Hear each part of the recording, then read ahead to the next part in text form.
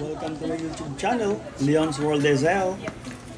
We're still here at Kyoto, Japan, and we're exploring the Torii Gate here. And ano nga ba pag sinabing Torii Gate?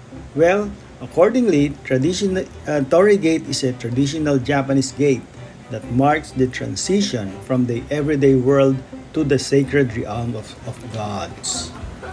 So, andito tayo. Ang sabi ng tourist guide, merong water dito.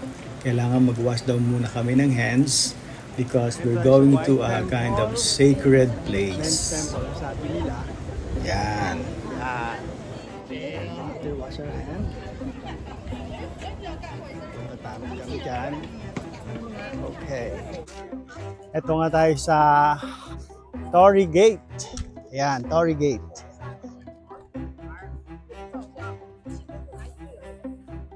Another temple dito sa Japan. And I'll show you around. Yan. Lakad lang tayo.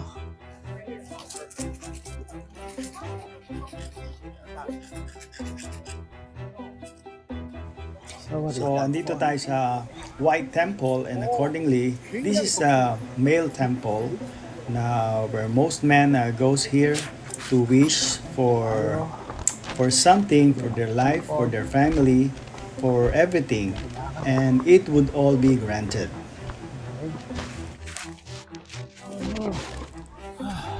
So that's one of the Torii Gate. Kaya yung Torii Gate na yan, it signifies the gateway to the sacred ground. So ang sabi nga dito, before you enter that gate, you have to bow before passing through because it's sacred. So accordingly, basta merong this gate, will go to they call it the Shinto Shrine. So all Shinto shrines, merong mga ganitong Torii gates. So ang galing, ano? So parang kumbaga sa yung mahilig sa sci-fi, when you enter the Torii Gate, you will go to it's a kind of to another dimension, another world. So in this case, sacred kasi to. So ganun ang paniniwala nila.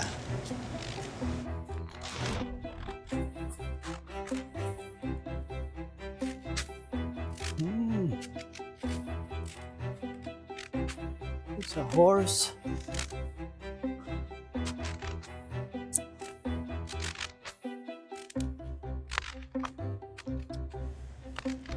So after passing the gates, so ito yung mga parang kanilang Eden, kind of good garden. So pinipreserve nila ito, talagang pinagaganda because this is a kind of sacred. Ang ganda nga naman, ano, kaya pala pag sinabing Japanese garden, it's a different kind. So kasi talagang they give nature an importance because it's God's thing, God's gift to the mankind.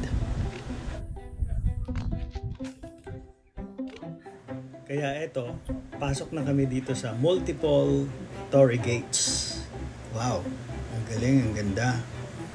Kaya eto, so there's a lot of writings on each beams, on each gate. So it symbolizes something. I'm not sure what those meanings are, but I'm pretty sure the people, the Japanese, they really respected each word engraved Please go right. on those Ito sinasabi. beams, on those Let's go right. Torii. Okay.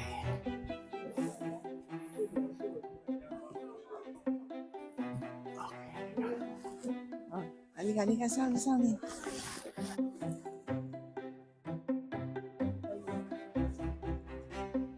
Pag ko kataas, ganyan lang. Oh.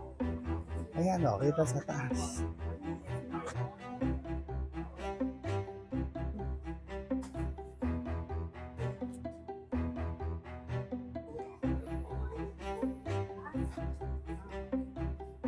Yan, marapos na there are writings on each pole, on each beam. Yan, yung mga meaning yan.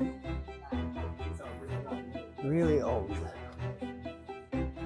Wow. Medyo mahaba-haba din ang passage na to going to the shrine. Actually, ito kasi bundok na to. So, yung shrine, they call it Shinto Shrine. Pero it's on the top of the mountain. Pero we were advised na hanggang doon lang kami sa, kumbaga, 1/4 of this Torii gates. Kasi it will take most of our time going up. So, ito na yung drawing.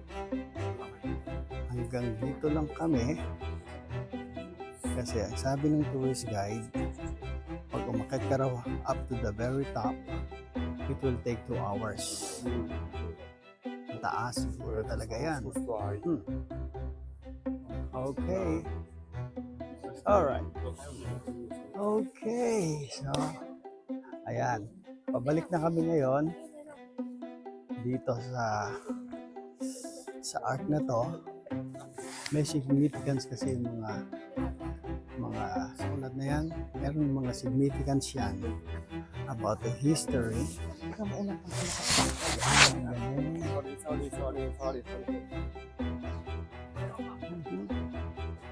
Ang daming tao dito eh, no? Okay.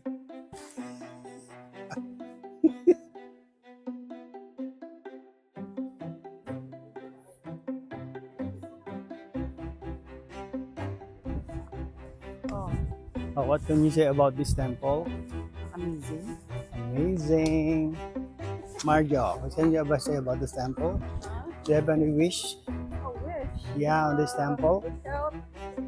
Good life. Wow. Same here. Good health, good life. Shopping na naman. Ayos. Rest area, tea house. Yan, may rest area daw dito, tea house. Ang ganda ng mga ano pa doon, no? Wow! Ang galing, ang galing.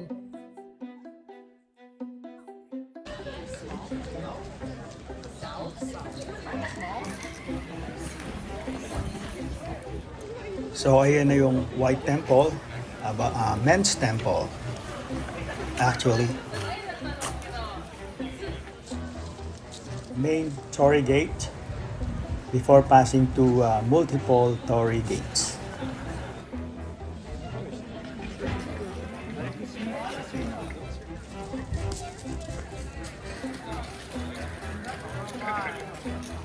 Alright, so this is the Torii Gate. Ang ganda talaga dito. The best. Ang daming temple. The best. The best. Yes, thank you very much for watching my YouTube channel. Don't forget to click like and subscribe. Leon's World SL. Woo, bye-bye.